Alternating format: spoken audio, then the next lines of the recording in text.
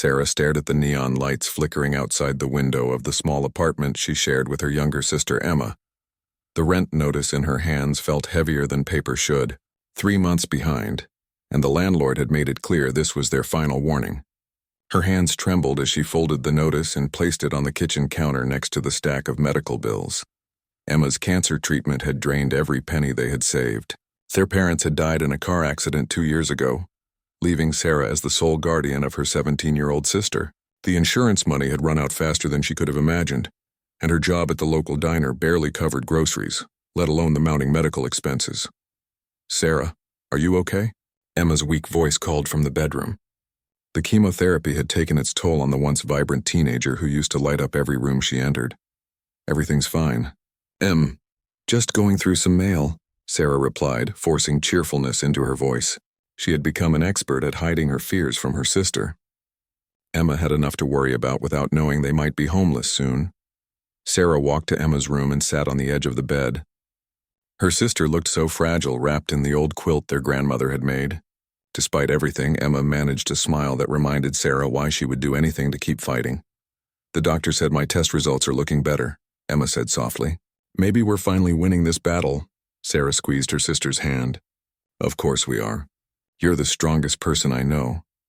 After Emma fell asleep, Sarah sat at her laptop searching for second jobs, third jobs, anything that could help. Most places wanted experience she didn't have or offered hours that conflicted with her diner shifts. Her eyes were burning from staring at the screen when her phone buzzed. It was a text from Maya, a girl she had worked with at the diner until Maya quit suddenly a month ago. The message was brief but caught Sarah's attention immediately. "Hey girl, I know you need money fast. There's a job opportunity that pays really well. Can we meet tomorrow?" Sarah hesitated before typing back. Maya had always been a bit wild, but she wasn't dangerous. If there was a chance to make real money, Sarah had to consider it. "What kind of job?" "Better to talk in person. Trust me, it could solve your problems. Meet me at the coffee shop on 5th Street at 2 p.m. Against her better judgment, Sarah agreed. She spent the night tossing and turning, wondering what Maya had in mind. When morning came, she went through her usual routine of getting Emma her medications and making breakfast before heading to her shift at the diner. The lunch rush was particularly brutal that day. Difficult customers, a broken coffee machine, and a new cook who kept messing up orders made the hours crawl by.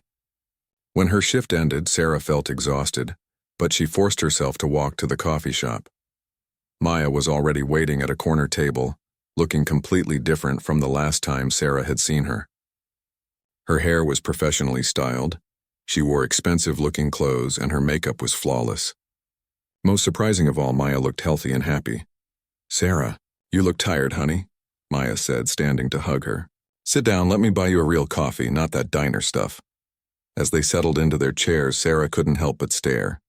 "Maya, you look amazing. What happened? Did you win the lottery?" Maya laughed, but there was something nervous about it. "Not exactly. Remember how I was always struggling to pay my bills? Well, I found a job that changed everything. I make more in one night than I used to make in 2 weeks at the diner."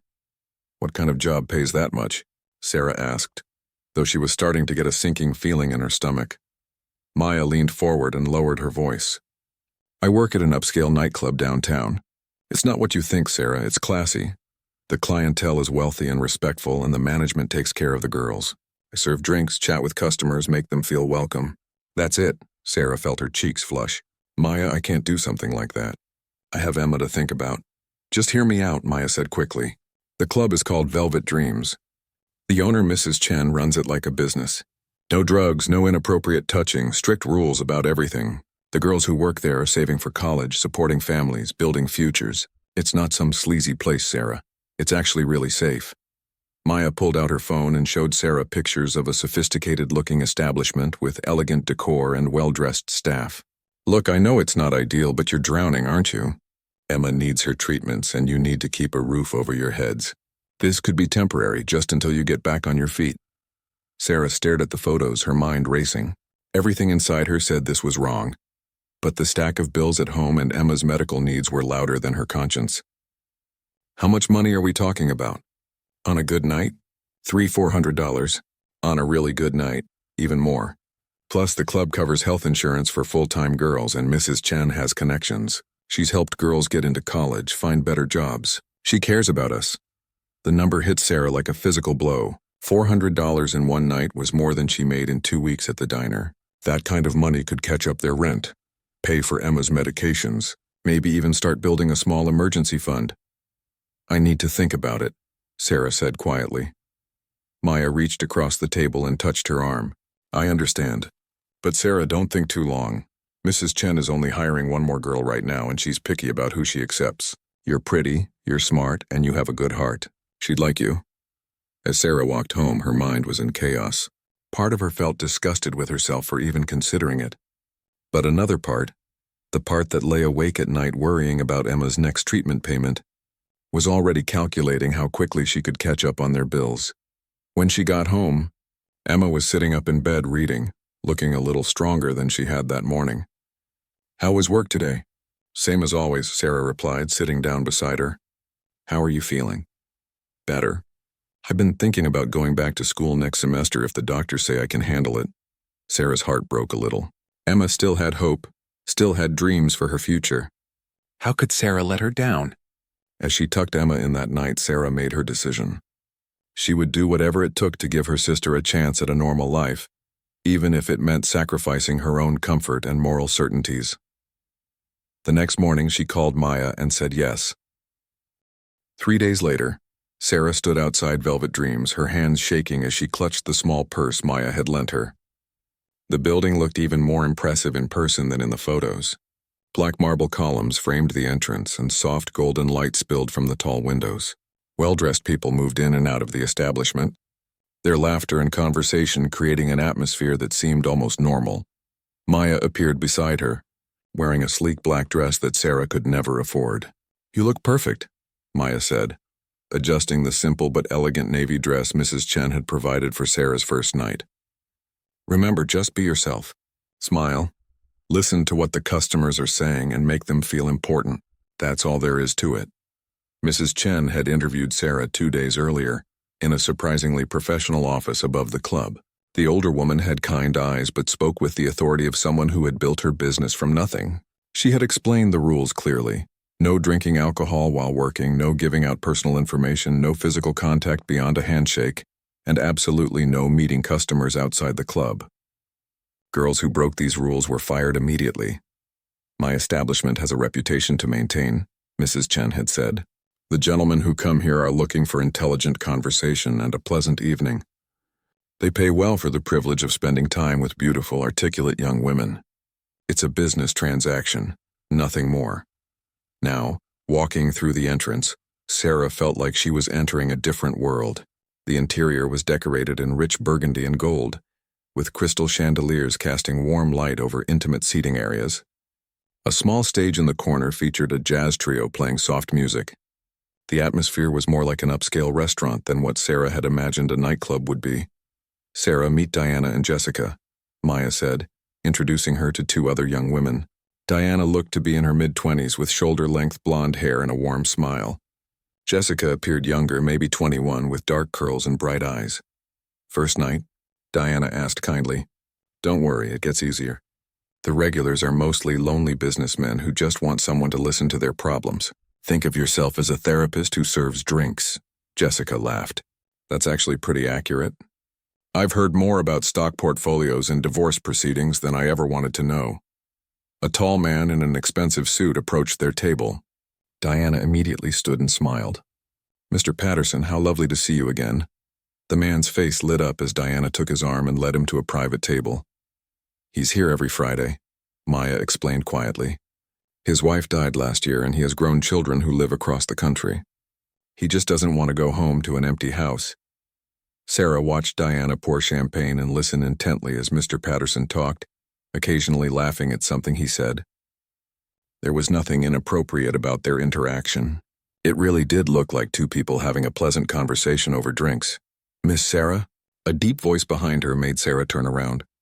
A handsome man in his 30s stood there with a gentle smile. He had dark hair and kind brown eyes, and something about him seemed familiar, though Sarah was certain they had never met. Yes, Sarah managed to say, grateful that her voice didn't shake. I'm James. Mrs. Chen mentioned you were new and might appreciate a patient customer for your first evening. Would you care to join me for some conversation? Maya gave Sarah an encouraging nod, and Sarah followed James to a quiet table near the windows. He pulled out her chair like a gentleman, and Sarah found herself relaxing slightly. "So, Sarah, tell me about yourself," James said as he poured sparkling water for both of them. "What brought you to Mrs. Chen's establishment?" Sarah had rehearsed this answer with Maya.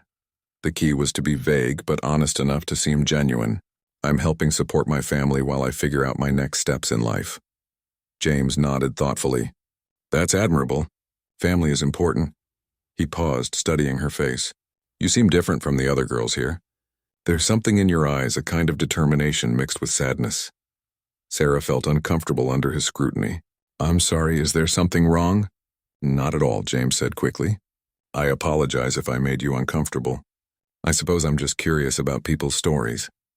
In my work, I spend a lot of time trying to understand what drives people to make difficult choices." "What kind of work do you do?" Sarah asked, grateful to shift the conversation away from herself. "I'm a doctor," James replied.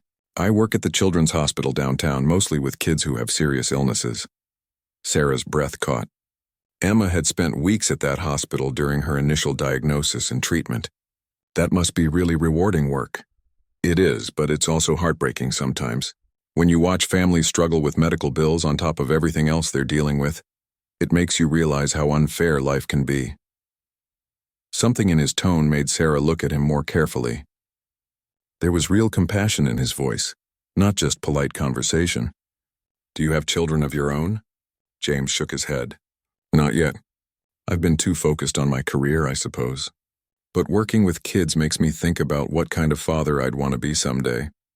They talked for nearly 2 hours about books, movies, and travel. James was intelligent and funny, and Sarah found herself genuinely enjoying their conversation. He never made her feel uncomfortable or asked inappropriate questions. When the evening ended, he left a generous tip and thanked her for a pleasant evening. "How did it go?" Maya asked as they walked to the parking lot together. "It was actually nice," Sarah admitted, surprised by her own words. "He was respectful and interesting to talk to. See? I told you it wasn't what you were expecting. Most of the customers are like James. They're successful, lonely people who just want some company." As Sarah drove home, she thought about the $350 in her purse. More money than she had seen at one time since before Emma got sick. For the first time in months, she felt a tiny spark of hope. Maybe she could actually make this work. Emma was asleep when Sarah got home, but she had left a note on the kitchen counter. "Feeling much better today. Love you, sis." Sarah sat at the kitchen table and spread the money out in front of her. Tomorrow she would pay the electric bill that had been overdue for weeks. Next week she could catch up on rent. Emma's next doctor's appointment wouldn't have to be postponed. She told herself she was doing the right thing. Emma needed her to be strong, to find solutions, to never give up. This job was just temporary, just until Emma finished her treatments and things got better. Sarah could handle anything for Emma's sake. But as she lay in bed that night, she couldn't stop thinking about James and the way he had looked at her with such genuine interest and kindness. She wondered what he would think if he knew her real story, if he knew about Emma and the bills and the desperation that had brought her to Velvet Dreams. She pushed the thought away. What James or anyone else thought didn't matter. What mattered was giving Emma a chance at a future. 2 months had passed since Sarah started working at Velvet Dreams, and her life had begun to stabilize in ways she hadn't thought possible. The constant knot of anxiety in her stomach had loosened slightly. Their rent was current, Emma's medications were paid for, and Sarah had even managed to save a small emergency fund. Emma's health was improving steadily. The dark circles under her eyes had faded, and she had gained back some weight. Her oncologist was cautiously optimistic about her progress, and they had started talking about her returning to school part-time in the fall.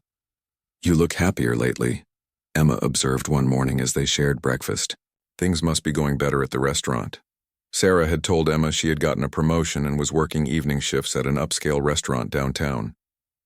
The lie came so easily now that she almost believed it herself sometimes. "Yeah, the tips are much better and the customers are nicer.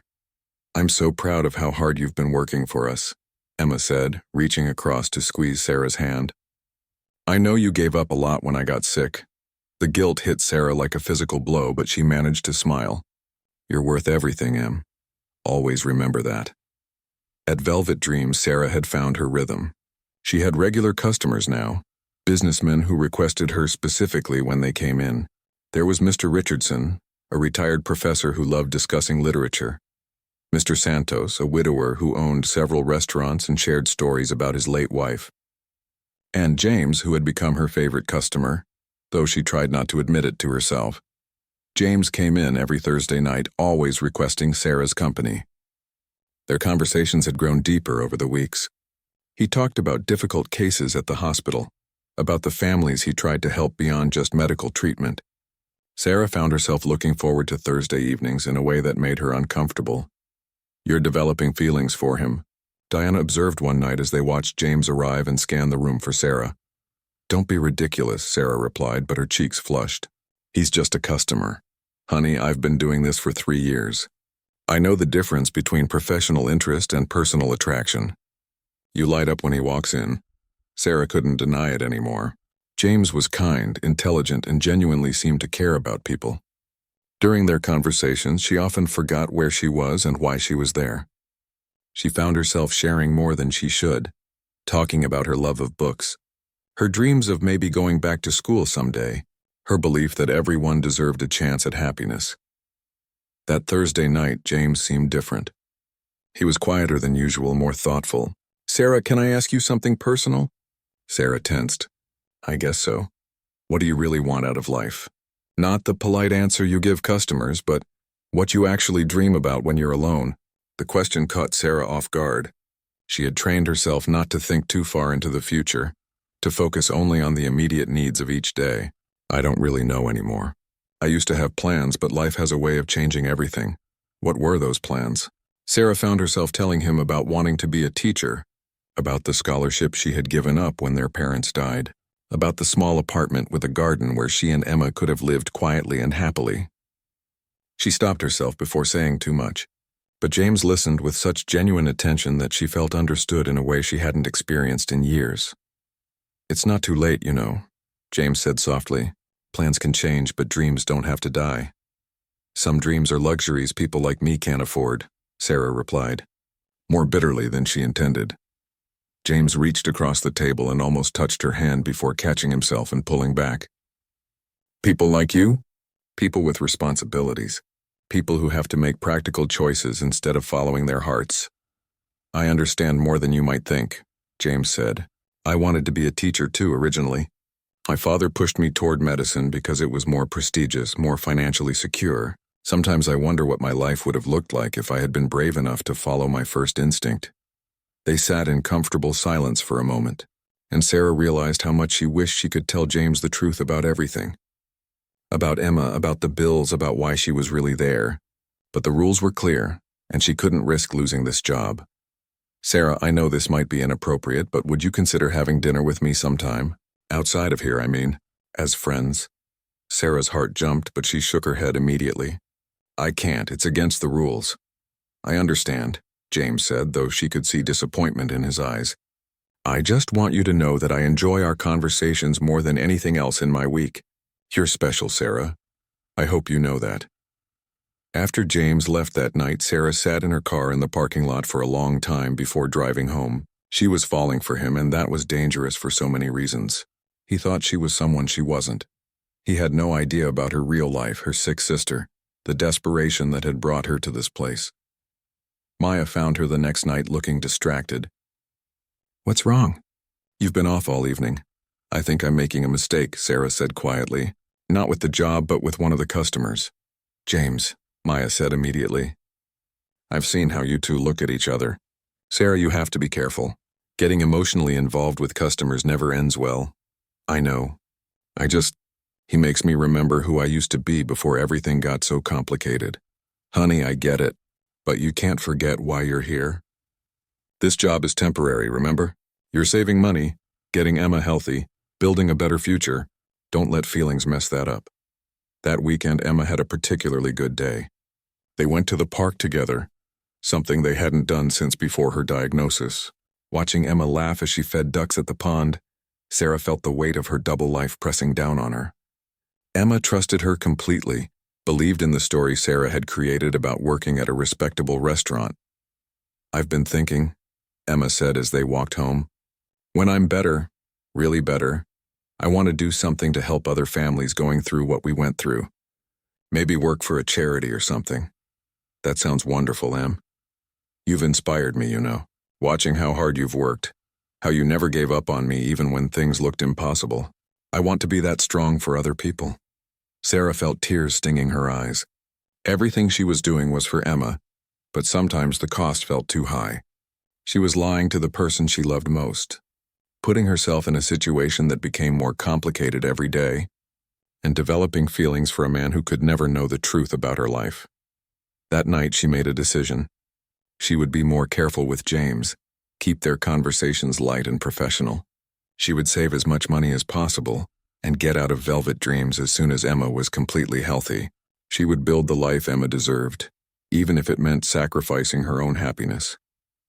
But as she lay in bed, she couldn't stop thinking about the way James had looked at her when he asked about her dreams, and the gentle disappointment in his voice when she said she couldn't have dinner with him. For the first time since she started this job, Sarah wondered if she was strong enough to keep all the pieces of her life from falling apart.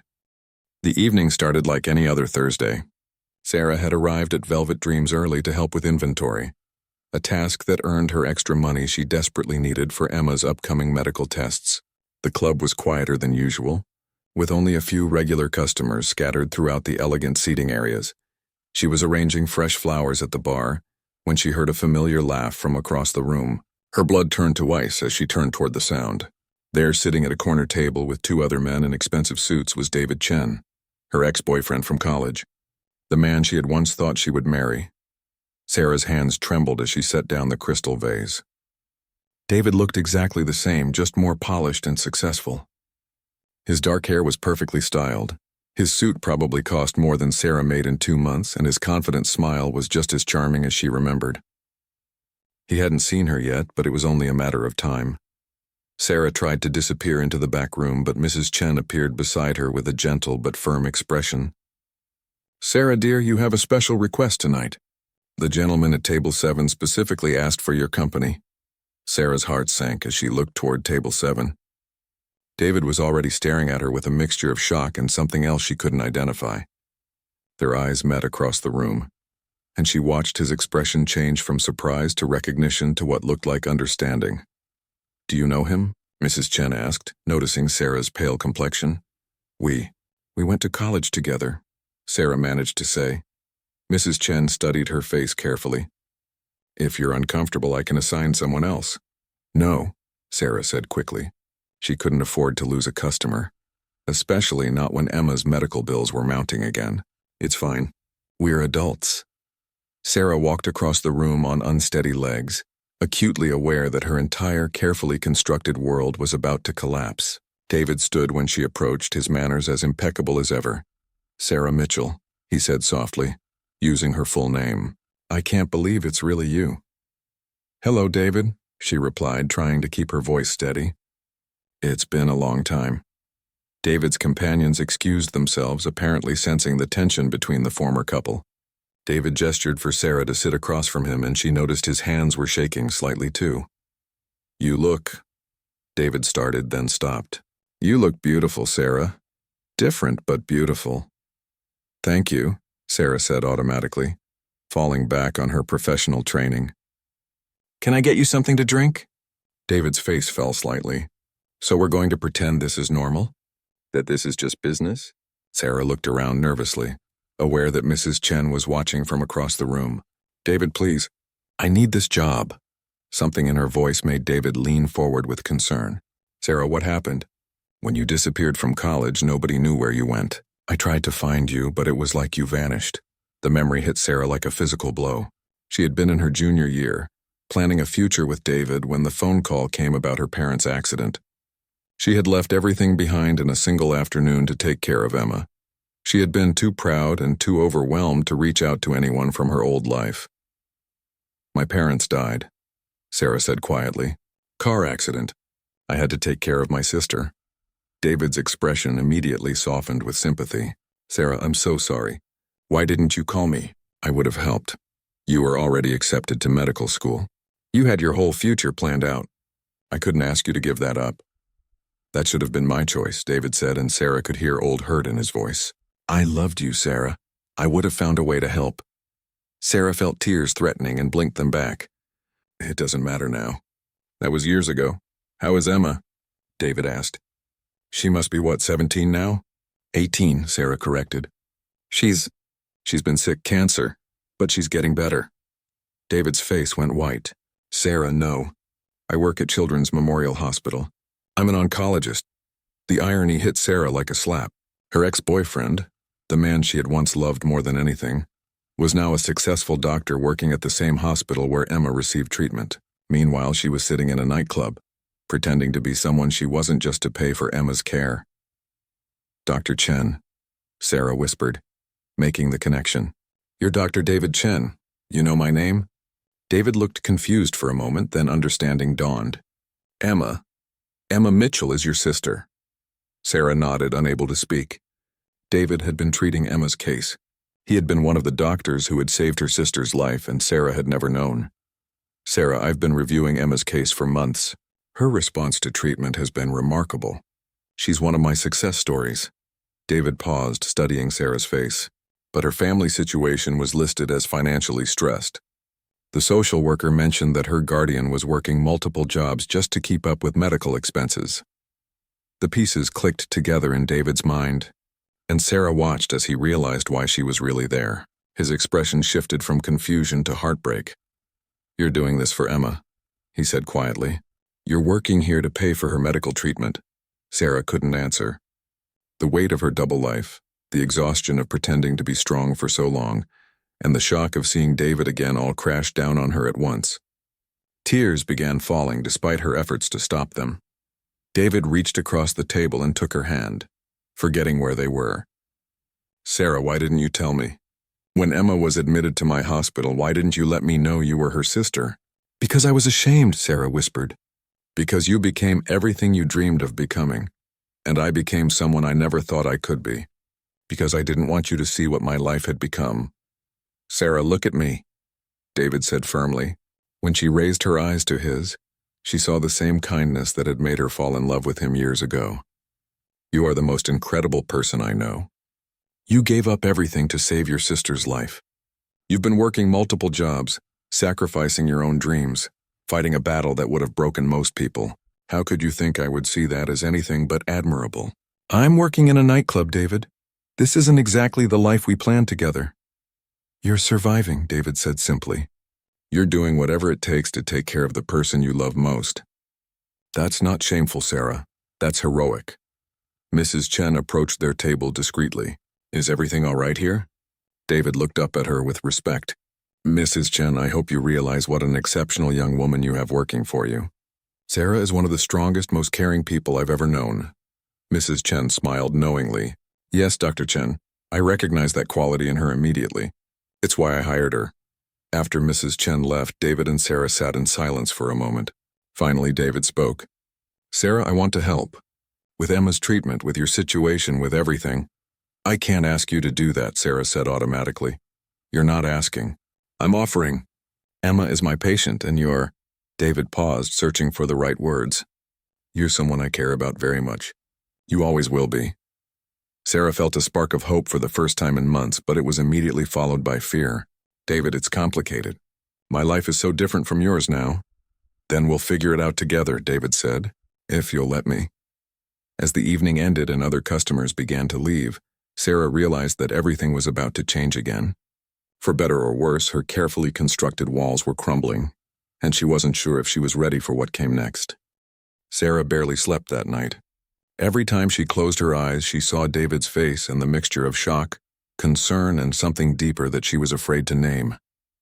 By morning, she had convinced herself that she had imagined the entire encounter, that her exhausted mind had created an impossible scenario. But when she arrived at the hospital for Emma's routine appointment, the reality hit her again. She sat in the familiar waiting room, surrounded by other families fighting their own battles, wondering if David would be the doctor they saw today. Sarah, a nurse called out. Emma Mitchell? Dr. Chen will see you now. Sarah's heart pounded as she helped Emma walk down the hallway. Emma had been having a particularly good week, with more energy and color in her cheeks than Sarah had seen in months. They entered the examination room, and a few minutes later, David walked in wearing his white coat and the same gentle expression Sarah remembered from their college days. "Good morning, Emma," David said warmly, then turned to Sarah with a professional but kind smile. "And good morning to you as well." Emma looked between them curiously. "Do you two know each other?" "We went to college together," David explained simply. "I had no idea Sarah was your sister until recently." During the examination, David was completely professional, explaining Emma's test results and treatment progress with the same compassionate expertise Sarah had heard other families praise.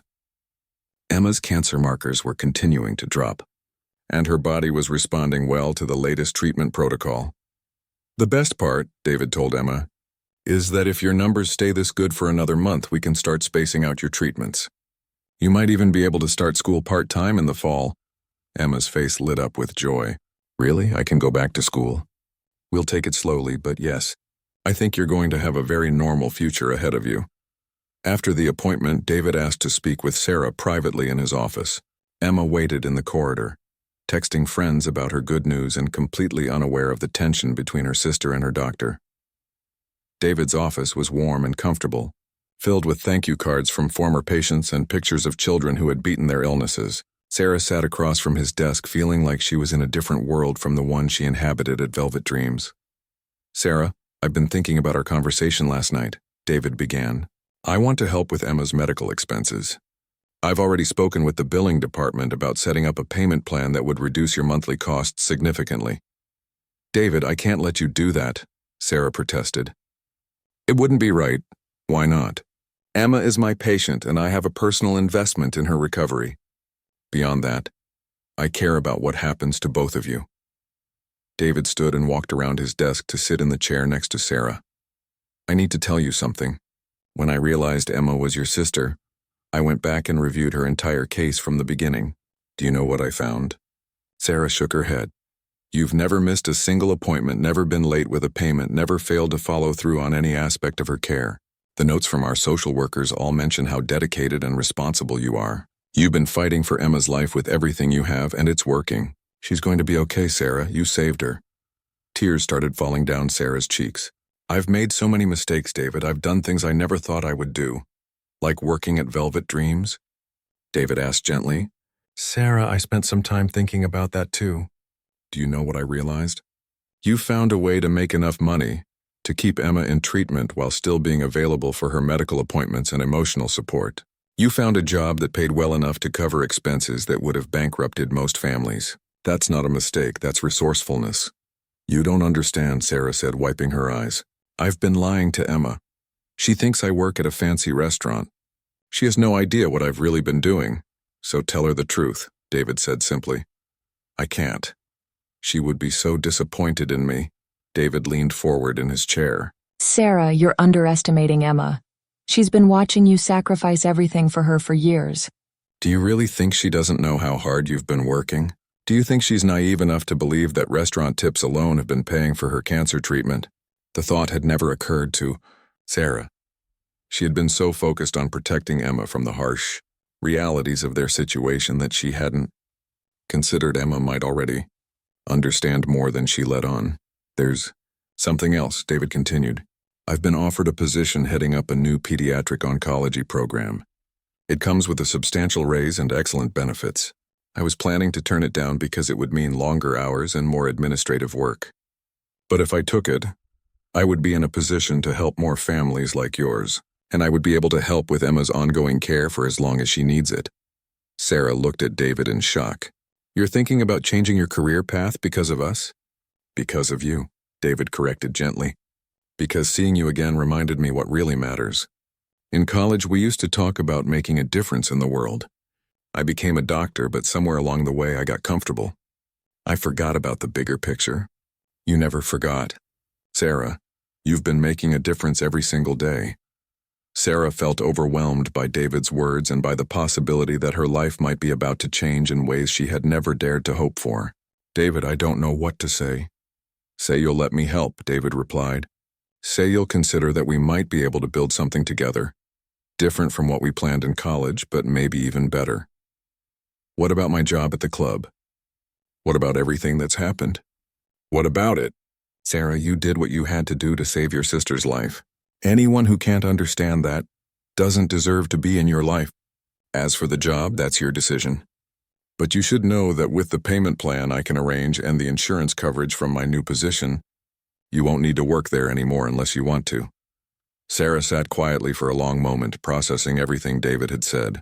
For the first time in years, she allowed herself to imagine a different future. Emma healthy and back in school. Sarah returning to her own education. Maybe becoming the teacher she had always wanted to be. A life without constant financial stress and fear. There's one more thing, David said softly. I know we've both changed since college. I know we're different people now. But Sarah, I never stopped caring about you. When you disappeared, it broke my heart. I don't want to pressure you into anything, but I want you to know that if you're willing to try, I'd like to see if we can find our way back to each other. Sarah looked into David's eyes and saw the same man she had fallen in love with years ago, but also someone who had grown into the person he was meant to become. Someone who could understand the choices she had made and love her anyway. I'd like that too, she whispered. David smiled, and for the first time in years, Sarah felt like the weight of the world wasn't entirely on her shoulders anymore. She wasn't alone in this fight, and maybe, just maybe, there was room in her life for happiness as well as survival. 3 weeks later, Sarah sat in her small apartment kitchen staring at the acceptance letter from the community college's teaching program. The paper felt surreal in her hands, like something from a dream she had given up long ago. Emma was reading over her shoulder, practically bouncing with excitement. Sarah, this is amazing. You're really going back to school. Emma exclaimed. I'm so proud of you. It's just part-time classes to start, Sarah said, though she couldn't hide her own excitement. And only because David helped arrange the payment plan for your medical bills. Emma sat down across from her sister, her expression suddenly serious. Sarah, we need to talk about something. Sarah's stomach dropped. What's wrong? Are you feeling sick again? No, I'm feeling great. But I need you to know that I figured out what you were really doing to pay for my treatment. Sarah felt the blood drain from her face. Emma, I can explain. You don't need to explain anything, Emma interrupted gently. Maya called here last week looking for you. When I said you weren't working at the restaurant anymore, she got confused and mentioned the club. It didn't take me long to put the pieces together. Sarah felt tears starting to form. Emma, I'm so sorry. I never wanted you to know. I never wanted you to think that you loved me enough to do anything to save my life. Emma reached across the table and took Sarah's hands. Sarah, I've known for months that the numbers didn't add up. Restaurant tips don't pay for cancer treatment. I knew you were making sacrifices for me, but I didn't know how big they were. Are you disappointed in me? Sarah asked quietly. Emma's eyes filled with tears. Disappointed? Sarah, you're my hero. You gave up everything for me. Your college dreams, your relationship with David, your whole future. You worked a job you didn't want so I could live. How could I be anything but grateful? The sisters hugged across the small table, both crying now. Sarah felt a weight she hadn't even realized she was carrying finally lift from her shoulders. There's something else, Emma continued when they separated. I want to go public with our story. Not all the details, but I want people to know what families go through when someone gets sick. I want to help other people who are in the situation we were in. Emma, that's a wonderful idea, but are you sure you're ready for that kind of attention? I've been thinking about it since my last appointment with David. Did you know he's starting a program to help families with medical expenses? He told me he got the idea from watching how hard you worked to take care of me. Sarah smiled through her tears. David had mentioned the program but hadn't told her it was inspired by their situation. Over the past few weeks, she and David had been slowly rebuilding their relationship.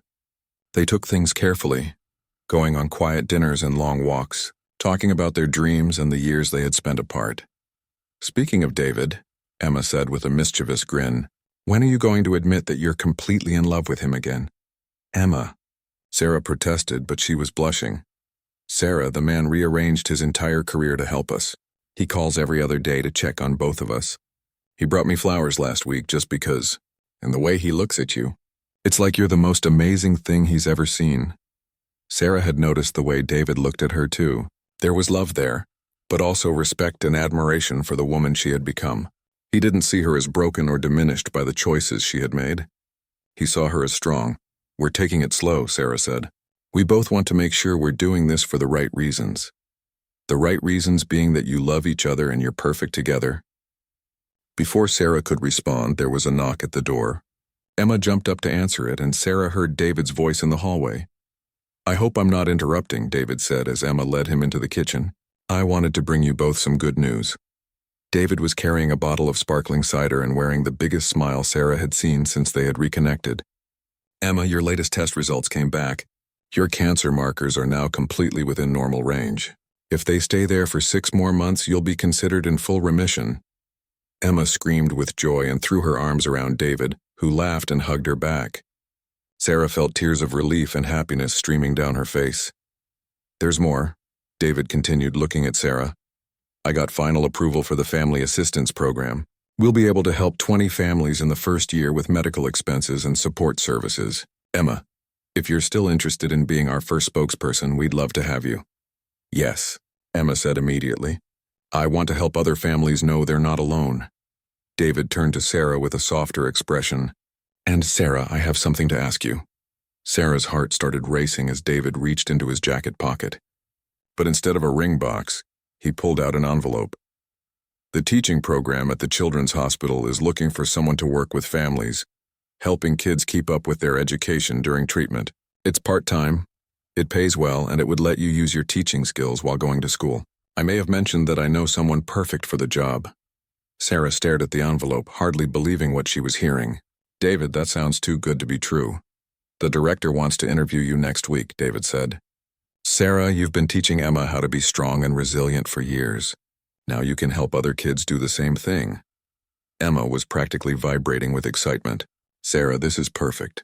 You'll be helping other families like us, and you'll be working at the same hospital as David." "About that," David said, his expression becoming more serious. "Sarah, I want you to know that the job offer has nothing to do with my feelings for you. You're qualified for this position because of who you are and what you've overcome, but I also want you to know that I hope we can continue rebuilding what we had together." Sarah looked around her small kitchen at the people who had become her whole world. Emma, healthy and glowing with excitement about her future. David, who had somehow become part of their little family again. The acceptance letter to teaching school on the table. The job offer in her hands. "You know what I realized?"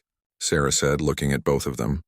"I spent so long thinking I had to choose between taking care of Emma and having my own dreams.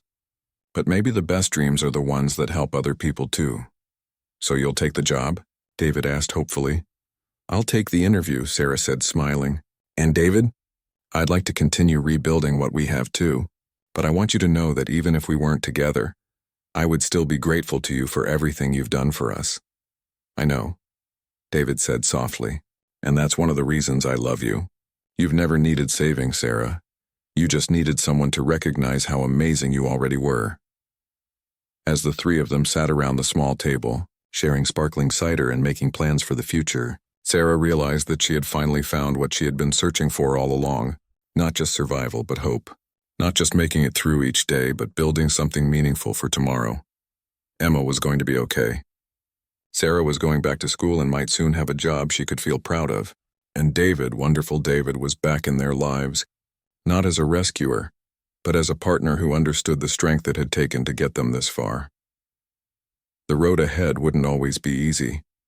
But for the first time in years, Sarah wasn't walking it alone. She had fought for Emma's life and won. Now finally she could fight for her own dreams too, and with Emma healthy and David by her side, Sarah was beginning to believe that those dreams might actually come true.